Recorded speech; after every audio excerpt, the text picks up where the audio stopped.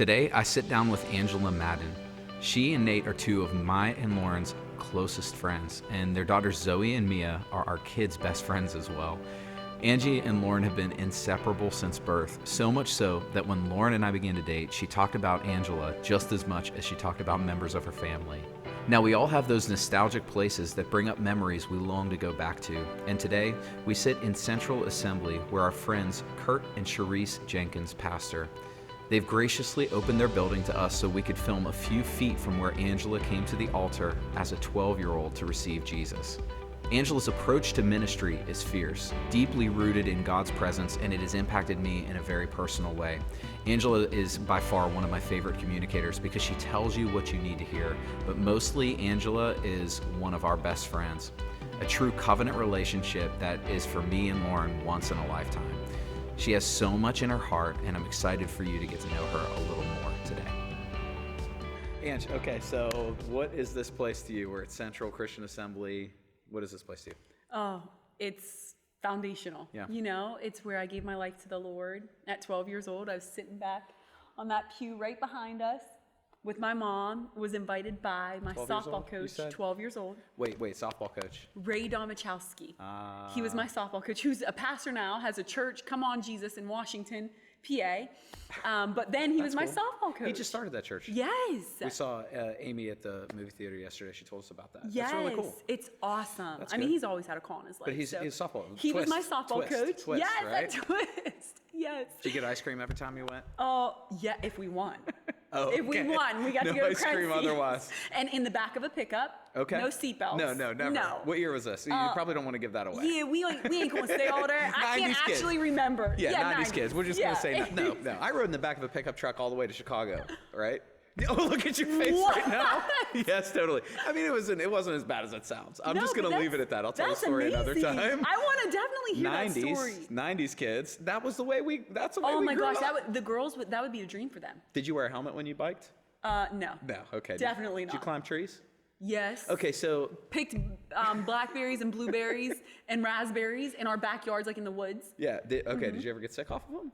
I never ate those. You never? Did you just give them? Did you? Knowing you probably sold them to people in the neighborhood. No, we collected them, and I think Lauren and her family would eat them. Oh, nice. You were still the same. You're like, oh yeah, I'll pick these. I'm not touching. I'm not eating them. That's so funny. Okay, so you gave your life to Jesus in this church, and yes. you were 12 years old. Yes. 12.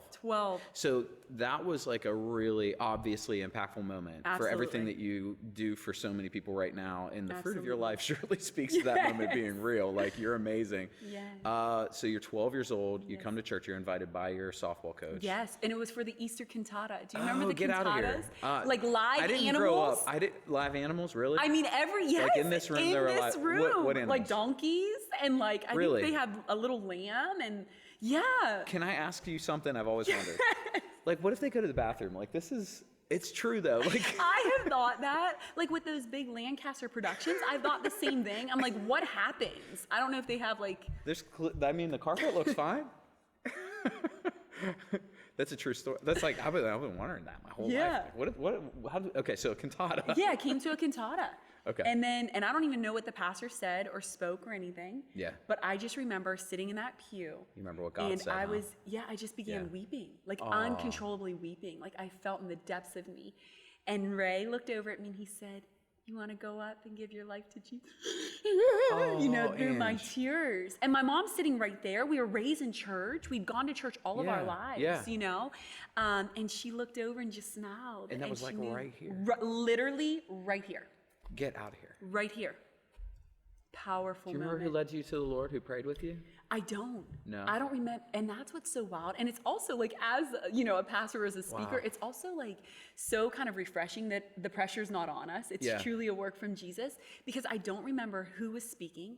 I don't remember who prayed with me. I don't remember any of the words they said. I just knew I had this response on the inside of me. Oh, wow. So powerful. You know, Ange, it's so funny because it kind of, in our world, so much is changing in the church, and Lauren and I were talking about the changing the dynamic of the salvation response. Yes. And there's something so powerful. My uncle took me to church, and then he said, "I'll go up with you." Come on. And Ray invites Yes. you and he says, do you want to go up? Yes. That is so powerful. And the same thing happened with Nate. Really? At church. Yep. His dad's best friend asked him that same question. I think that's where it's at. Yeah, I do too. I Yeah. do too. There's something special about that. Wow. So you're 12 years old and you were with your mom? Yep. Were your brothers here? No, I think my mom and I just came. The boys were probably at sports or something with my dad. Yeah. Probably, you Yeah. know. They could have been there. I just don't remember them being there. I just remember my mom being with me. Yeah. Okay. Yeah. So you have probably the most beautiful family in the entire world, Thank right? you, Zack. Both inside and outside. Thank you. Both inside and outside. Thank You guys grew up though with Yes. Lauren, obviously. Yes. A lot of people don't Two know doors that. down. You're two doors down, and you were friends essentially from the womb. Yeah. To now. Absolutely. Like your sisters. I don't know life without her. No. No. Okay. Give me one good story. One good time with Oh my Lauren. gosh. Oh, Zach, there are so many. You know, one of my favorite memories is being in her basement up at her house, and they had this little closet. And in the closet, it was like where all the toys were kept. Yeah. And so in there was like all the dress up accessories. So, and I mean, every time we were together, every time, we had the long gloves on with the rings over the gloves. Kind of like our daughters do now. Yes, exactly.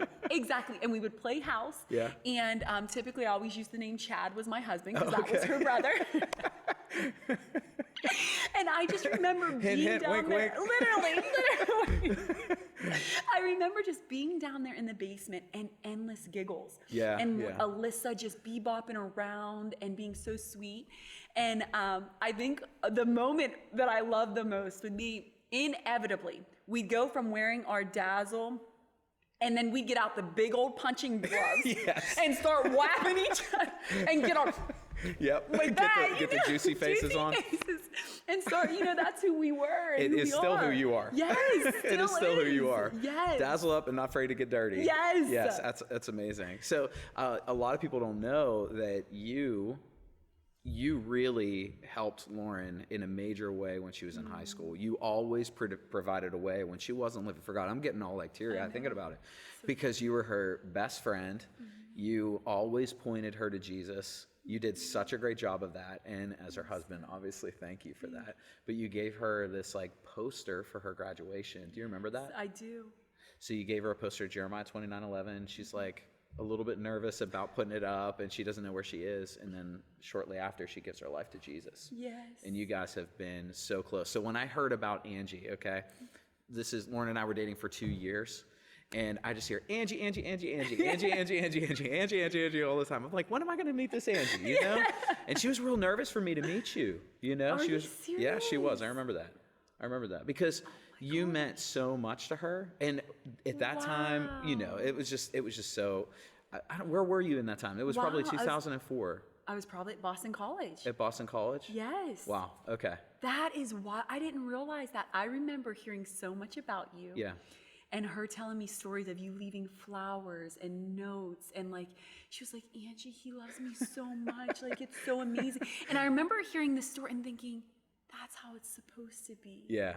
You know? Yeah. So it's so cool to hear that, you know, because I would assume that, but I've never heard that part. You know, when I met you, Ange, I remember thinking, she is special.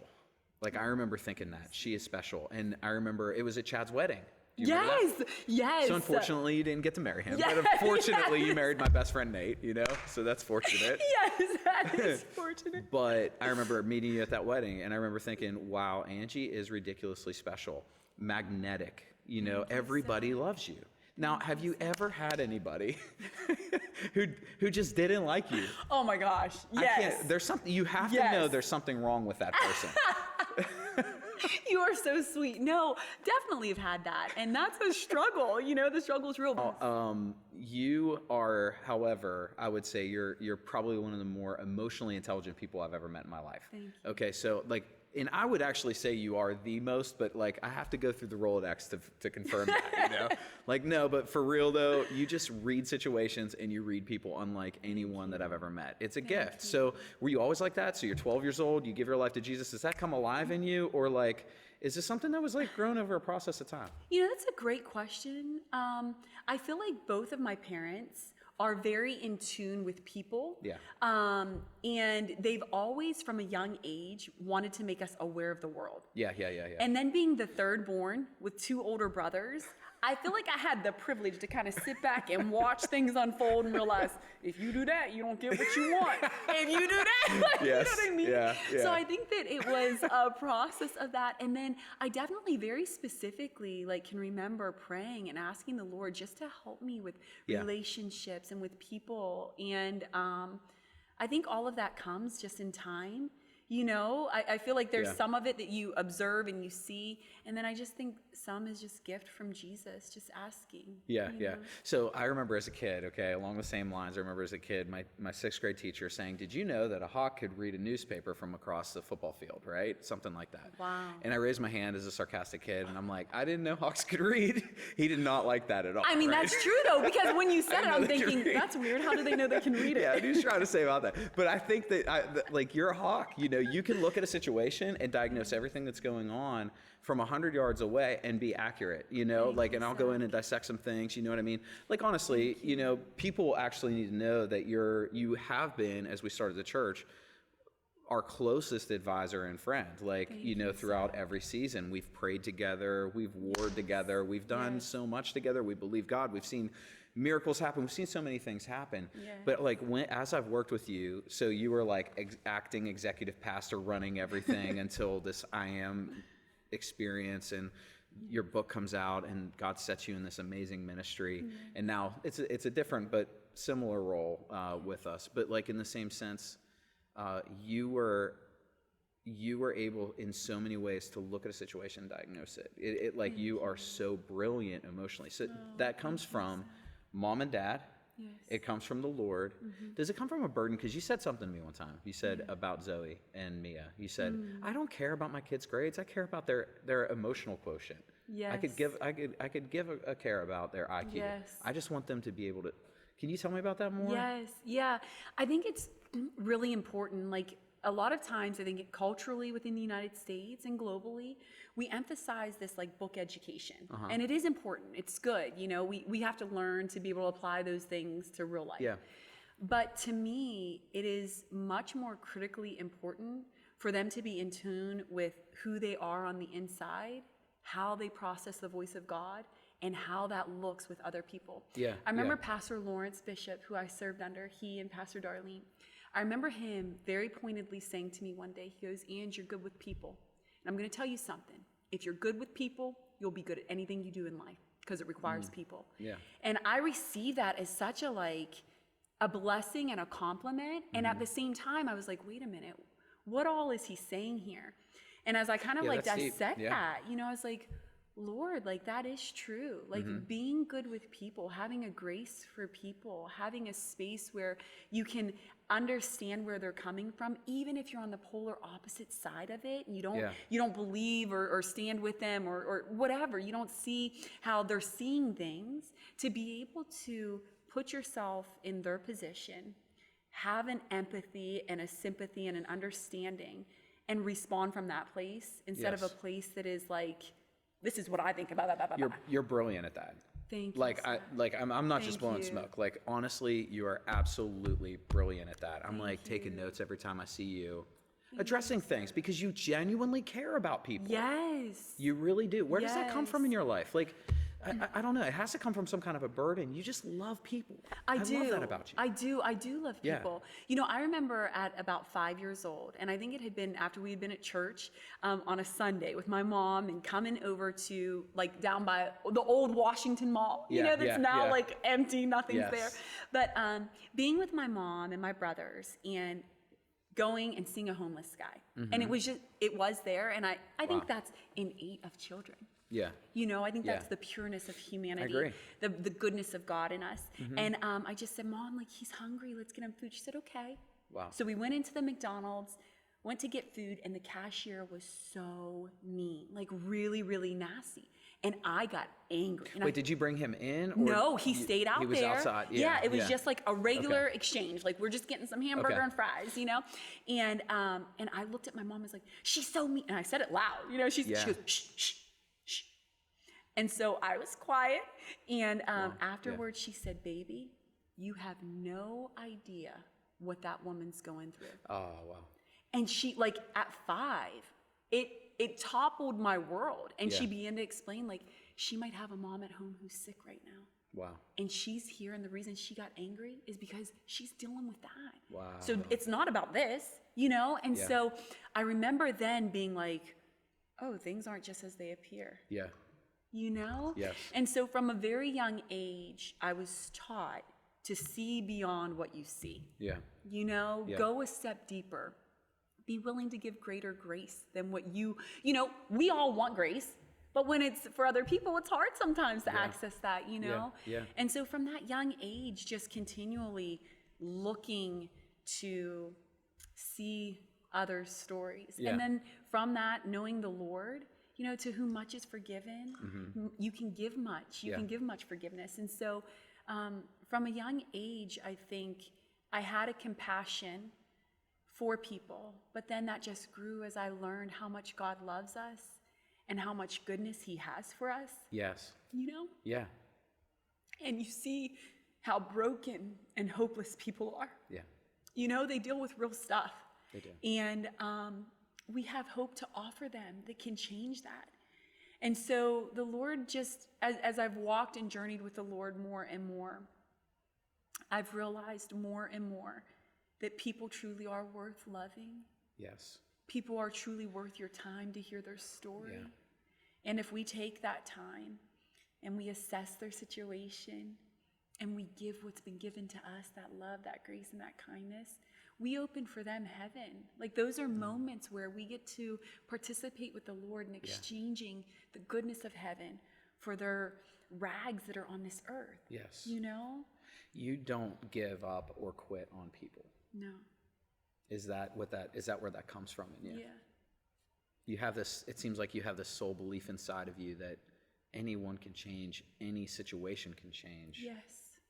Right? Yes. At any moment. Yeah. You know? Because I wouldn't want someone to give up on me.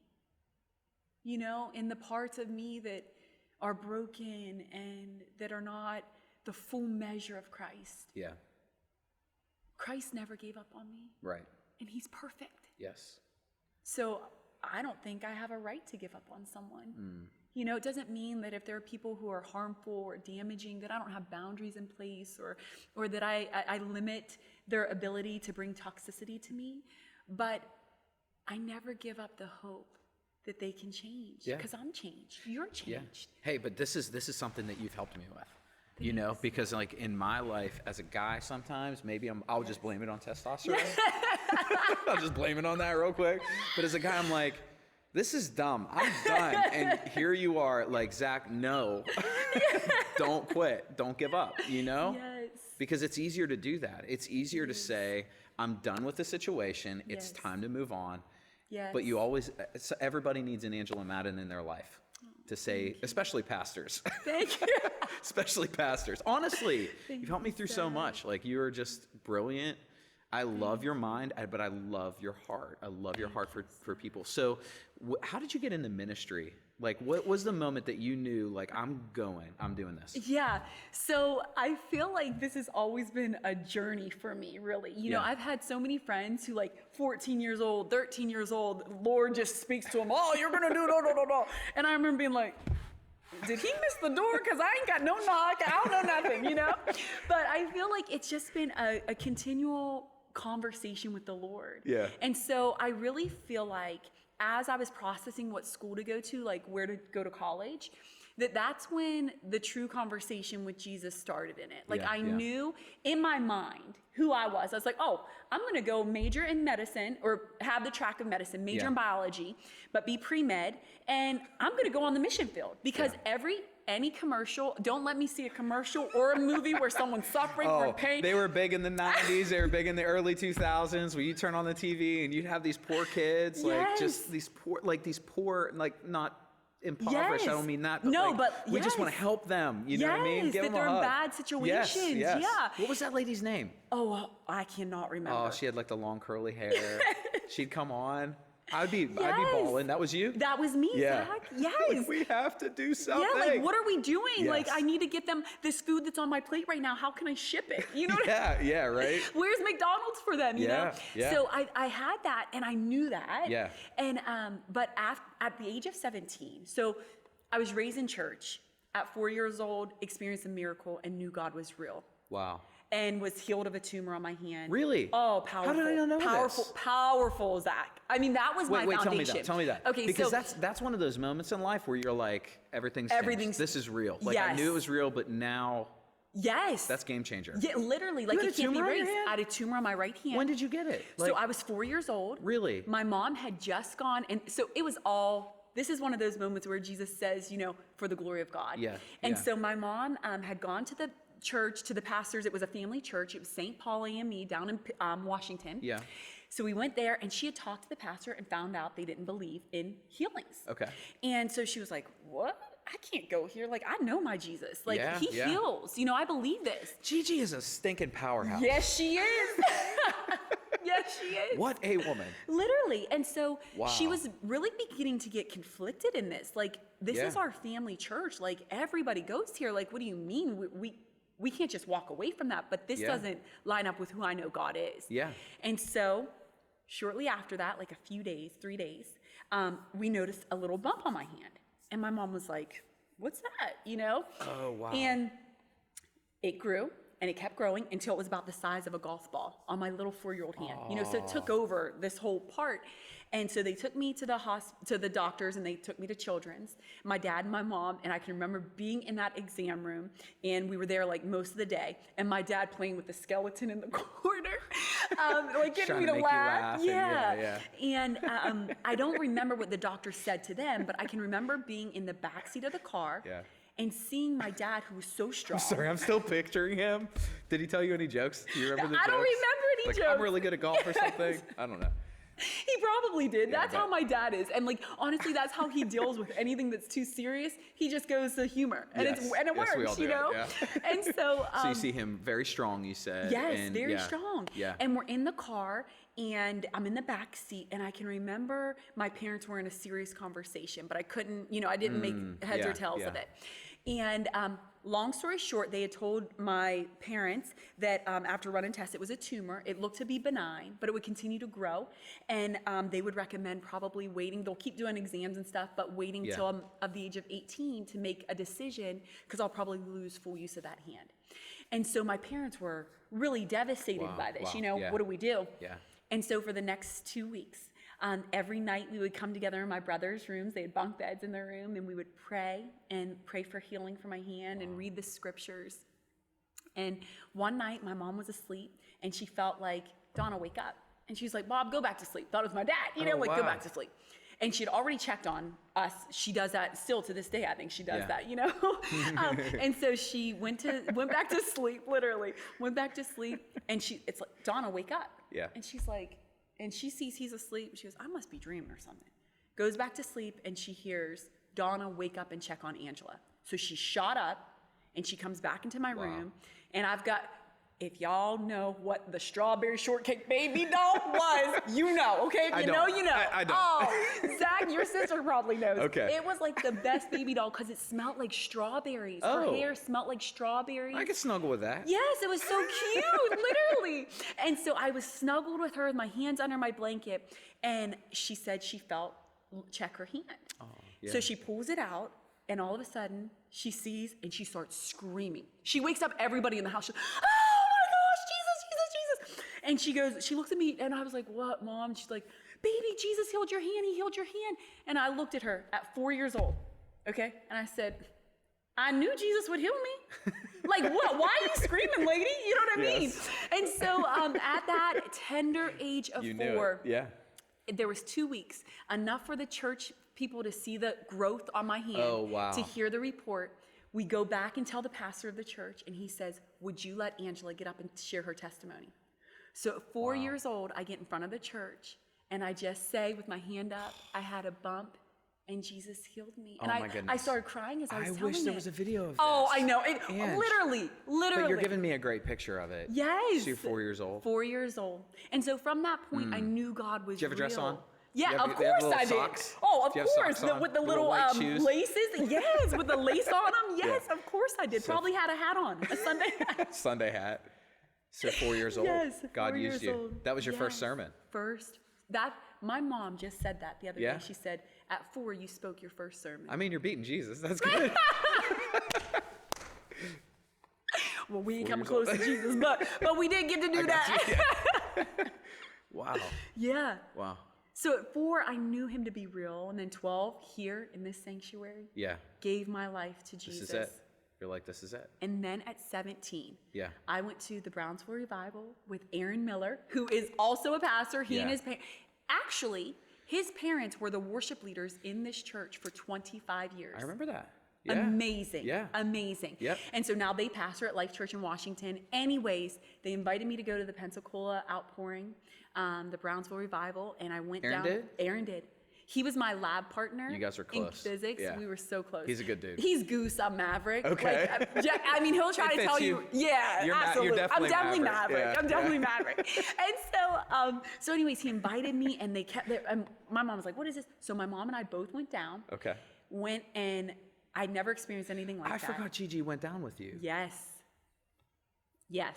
She's verifying everything's okay. Yes, She is absolutely. such a good mom. She is. Yeah. She She's just an wanted to make sure amazing mom. you weren't going anywhere crazy. Yeah, like what's going on down Yeah. here? And my parents and the Millers have been friends from Yeah, forever, of you course, know? yeah, So we yeah. went down, and in that moment on a Wednesday night, I Mm-hmm. met Jesus in a way that was undeniable. I was slain in the spirit. I was Yeah. knocked on my back. A lot of people don't believe in that. Yeah. Until you experience it. Until you experience it. Yeah. This is how I explain that, Zach.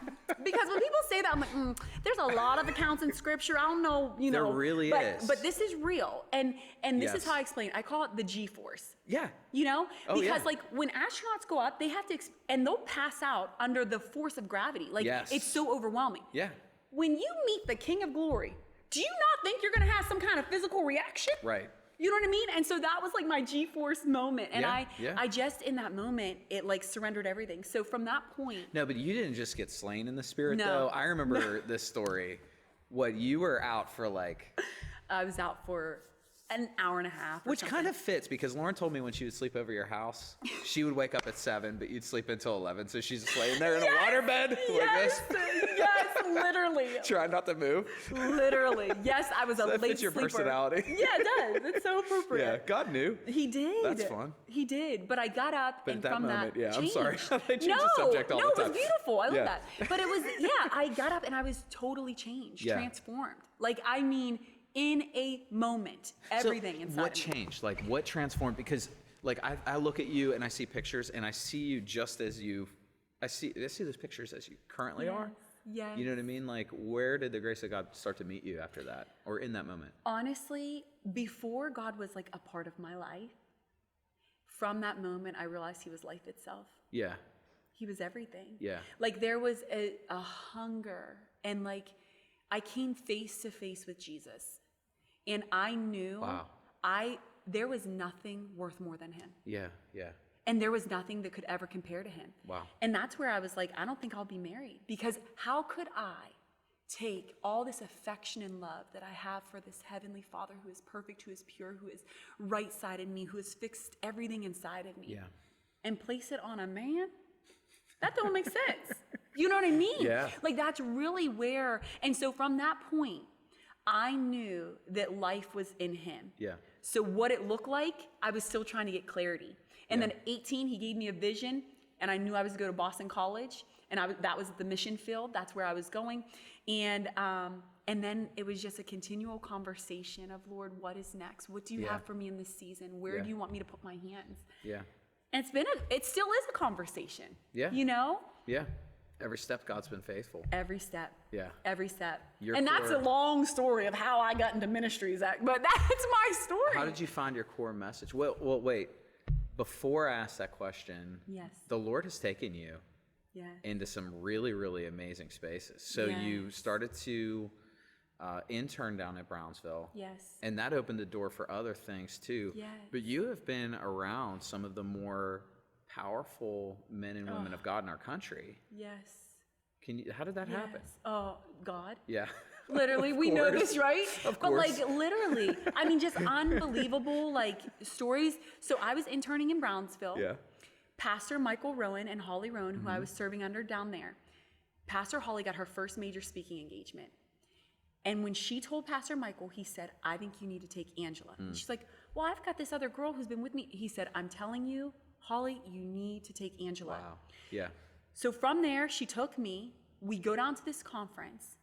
When I'm down, I mean, the whole backstory that's connected to it, y'all listen to the messages coming, right? Yeah. But like, I'm down there. Pastor Darlene Bishop is the keynote speaker. She gets up. All I see is her book, Your Life, Your Words. My thesis in college had been this focus on changing your atmosphere with your words. Like, I mean, and it was just a series of things. Anyways, from that conference, I meet Pastor Darlene, and she invites us to spend time with her on her ranch, which then in turn offers me a job. I would love for you to come and work for me. Go there. She's and a then smart lady. Thanks, Zach. She's Yeah. amazing. Yeah. Her and Pastor Lawrence were unbelievably, undeniably some of the greatest deposits and mentors of my life. Spiritual parents. Yes. We all need that. No question. Yes. We all need that. Yes. Yeah. Powerful. My John Nuzzo and Larry Yes. Betancourt is your Yes. Darlene. Yes. Yeah. These giants, Lawrence. Pastor John and Pastor Yeah. Larry, and like these guys like who've walked with the Lord. Yep. Where And would we got be? to be right. Where would we be? Right. And sometimes we didn't believe them. They'd be Yes. like, you're going to experience this. I'm like, how can you diagnose that from?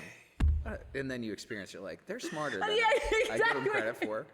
Just like we do our parents. I know, like right? the older Just I get, like I the real- realize yeah. I'm like, gosh, was my right. dad has called every single moment of this. Like he knows, he's got wisdom. He just Yeah. chuckled about it. That's a good impression of him. I've seen him chuckle like that. That's funny. Yes. So you traveled with Darlene for a long time too? Yes. How for a long did you travel time. with Darlene? I was with her for like 7 years, 6.5 years. Okay, you ran the horse farm, Yes. which is really funny, especially knowing you, right? Like, I was like, wait, Angie, Yes. who won't camp. Yes. It's like we sit around a bonfire. Angie, you have this hoodie on and you pull it tight so you only see this. And you're like, Yes. and you ran a horse farm. Yes. So you're doing that. You were singled out, singles pastor. Yes. Right? Yep. Young adults ministry, but more than that. Yes. Were you a youth pastor too at that Yes. time at one of the campuses? Yes. And you're the executive assistant. Yes. So when I hear Angie, I meet you and I'm like, ridiculously talented, all that stuff, but then you move back and we're all excited. Yes. And you slept for like 6 months. You came back and I found my rest. No, we would come over. I remember us Yes. coming over. It was like 3 PM. Yes. And we're like, Ange, what's up? And you're like, I just woke up. And like what? Yes. It was seriously like you a were divine cooking it. rest. Yeah, And I yeah. didn't even realize like I needed it because everything I was doing up there, I loved. Yeah, like, of course, I would Yeah. look at Pastor Darlene. We'd be on an airplane going somewhere, Paris or London or South Africa or anywhere. And I'd look at her and I'd say, do I really get paid to do this? And Yes. she would start laughing. But truly amazing. And so when I came home, honey, I was sleeping. I was going to the gym twice a day. It was wonderful. Your capacity though is through the roof. Thank Your you. ability to handle things and it's through the roof. Thank you. Thank You just have such, did you ever get an IQ test? No, I've never had an IQ test. Oh, you don't need it. It's like 200. You're like, Yeah, you're let's like live in teetering that. right We gonna around live there. in that. We Yeah, gonna you don't believe need- that. I just gave you Thank one. you. Thank you. Oh man, but you got to travel with these guys, and then you come back Yes. and rest. And I remember even Nate describing Life Church when you guys went there in Yes. Washington as like a layover for you guys. You just got to Yes. sit and get ministered to, Yes. and then God calls us to start the church together. Yes. Amazing. Amazing. I don't know, like I just have so enjoyed leadership with you, Ange. Yes. It is so Same. fun. Same. It is so fun. It's so easy. It's effortless. Like we get it. Like how many times? Well, we're wired very similarly. Yes, we too. are. So we probably drove a lot of people crazy with our personalities. Like, let's go. Here's an idea. Thank God for the Yes. Lindsays Oh my God. and the Mikes and the Yes. Aries. Yes. Thank you, Jesus. Seriously. What were you gonna say? I No, interrupted but you. like it's so effortless and so easy Yeah. and so enjoyable because we are wired similarly, and because we've had these similar experiences Yes. and we have spouses that are like each other Yes. and they bring us calm and centered. But really, it's been such a gift and a treasure to do it. We have 10 words to our spouses, one. Yes. And then absolutely. when they speak, I was like, man, why didn't I think of that? That's good. Every time. Yeah. Nate will be silent for 2 hours. Then he pipes up and he shares about 3 minutes. And we're like, could you have said that 2 hours ago? Could have cut this whole thing out. And he'll say, he always sees a picture too. Yes. Oh, the Lord's given me a picture of this. And you're like, oh, Nate, that's brilliant. It's brilliant. How did you meet Nate? Prayer meeting. Prayer meeting. There it is. Listen. There it is. And you looking for a spouse, get you to a prayer meeting. But I really wasn't looking, and Pastor Darlene, we had Tuesday night prayer, taps me on the shoulder, come here, baby. So I'm like, okay, the Lord must have talked to her, showed her a vision if she's getting me out of prayer. You know, it was one of those good prayers. Yeah, like I was weeping and in it. Yeah. And she calls me over and takes me to the edge of the balcony. She says, you see that boy down? And I got mad at her. I said, you didn't get me out of prayer for some boy, Darlene. Because her matchmaking, too, was terrible. Oh, I mean, yes, she knows. If you're watching, Pastor Darlene, you know. But she did right by this one. She hit it out of the park. She hit it out of the park. Yes. And he got involved in the singles ministry that I oversaw. And then the rest is history, really.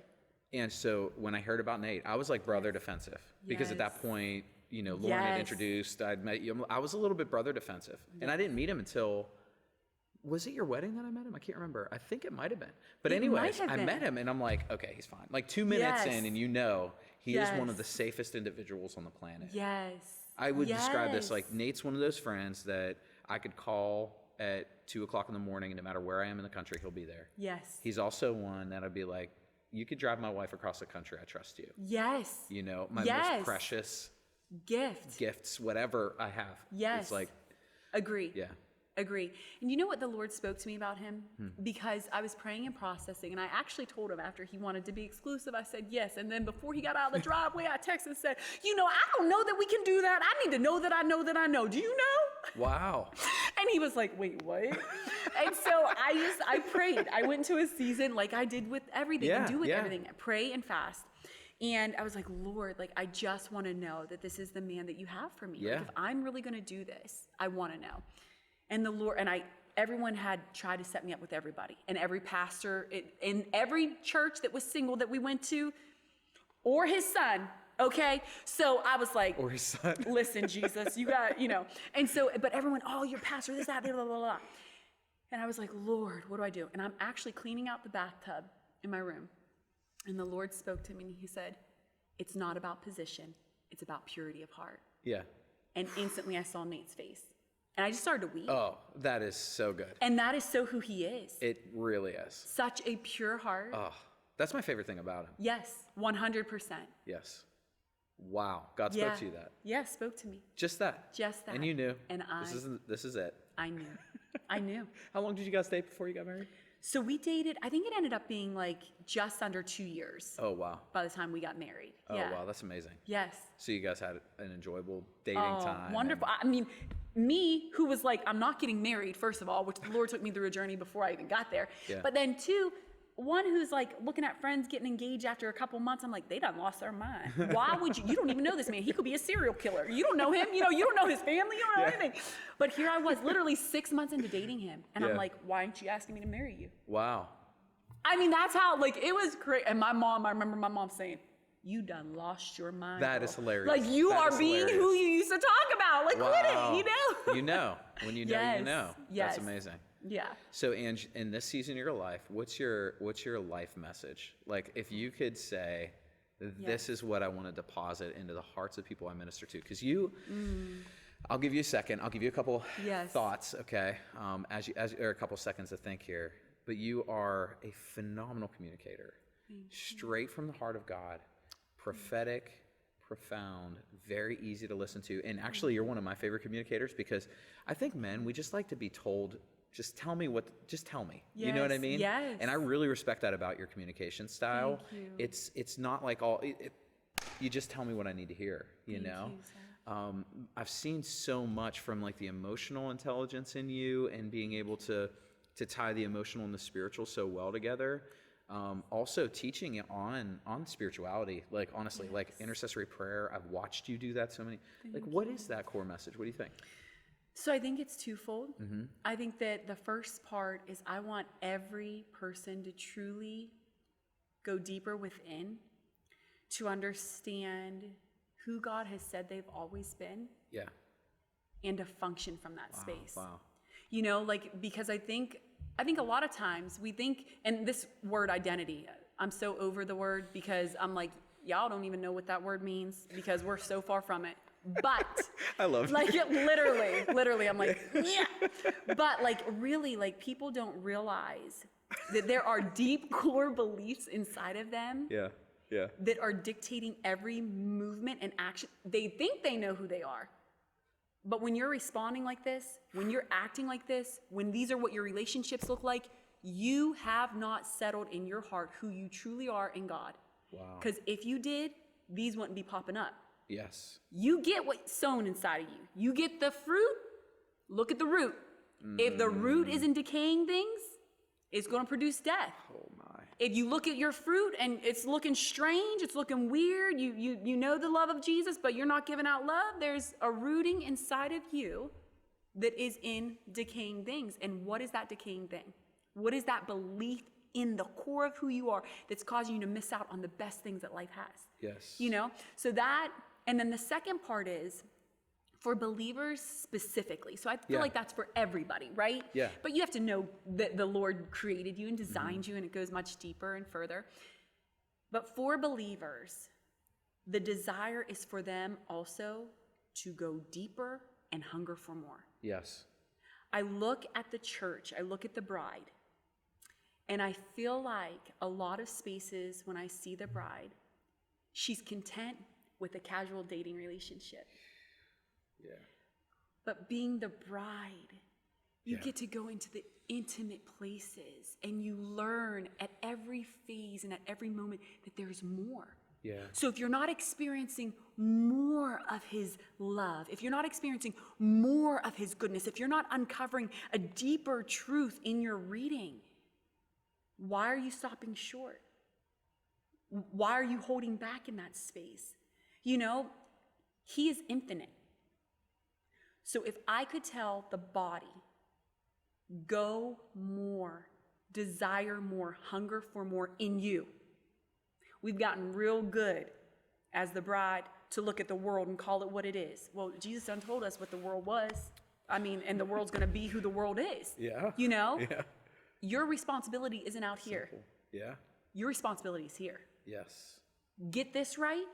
Yeah. And let this flow from here. Wow. And when you're a river of living water, you can't help but get water on everything around you. Yes. So it doesn't matter what they're looking like, your life changes them. You know, so that to me has been the biggest, like, especially in this past season, I'm just seeing so much of the bride who is called to be so much. Yeah. Yeah. But instead of humbling ourselves, Yeah. praying, repenting ourselves, and seeing the healing come to our land, we've chosen to focus on the land. You know, we've chosen to focus out here when he's always said, it's within. Yeah. The kingdom is within first. Yeah. So those are my You two messages. do such, like, this isn't a commercial. This is just me telling the truth. Your book is outstanding. Thank you. It's outstanding. It's brilliant. Thank you, Zack. I wish I would have wrote it. Thank you. Really good. The I Am experience, I think everybody needs to go through. Thank you, Zack. Because you have insight. You have, and this goes back to a moment that you and I shared together. I said, Laura, Angie's going to come over, and we're going to sit on the front. You know, it was during COVID, so we got to sit out in the front, like in our lawn chairs together. On the driveway, yeah. And I'm like, Laura, like, I just can't get out of my heart that it's Angie's time. And I think, you know, as your friend, there are moments in life where you're like, no, like, I see so much in her that she might not, like, even see, right? And I didn't know. It was like one of those moments where I'm like, I feel like Angie just, it's her time. Like, I felt like the Lord over and over and over just saying, it's Angie's time. The time is now. You remember that? The time is now. The time is now. Yes. And so here I am insecurely like sharing that with you. Like, Ange, Yes. the time is now, you know? Yes. And I'm just so proud of you. Thank you. Like, so ridiculously godly proud Thank you, Zack. of who you are, of what you've been able to accomplish. Thank you. You are brilliant, Thank you, Zack. and the world needs what's inside of you. Thank Just keep doing it, please. Thank Like, don't you. stop, don't give up. Thank you. Well, thank you for even seeing that, Zack, and for saying that. Because I think a lot of times, most times, people who are in your position, they see someone with them or around them, or, hi, we started the church with you, you know? Yeah. And they're like, I see that, but like, that's for here. That's for now. Like, always like, you know, kind of like, you see it, but you don't want to let go or anything. You, I can say with full confidence, and I have never seen it like I see it with you and Lauren. You guys hear the voice of the Lord. You ask to hear his voice with all things. And once he speaks, you move. Yeah. And you do it. And that to me, sitting in that driveway and just weeping, because it was a confirmation of what I had felt in my heart. Yeah. But for you to say, and for you to give the push and say, Ange, I'm telling you, now is the time for your confidence, for you to transfer the confidence you had in me to me, and to say, no, you go and do it now, is mind-blowing. Like, most people have to quit a job or get fired from a job to step into what they're called to. You created a launching pad. You and Lauren created and said, Ange, go and do this.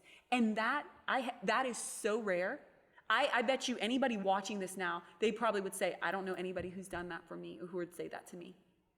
And I commend you guys, and I thank you for that. I thank you for being friends like that. I thank you for being leaders like that, because you don't just do that with me. You've done that with everyone around you. You've started nonprofit organizations. You've launched out ministries and every dance. And I mean, so many millions of things, Zack, that you have said, listen, I see this gift on you. Go and do it. Yeah. We're here to bless you and to see you walk in your purpose.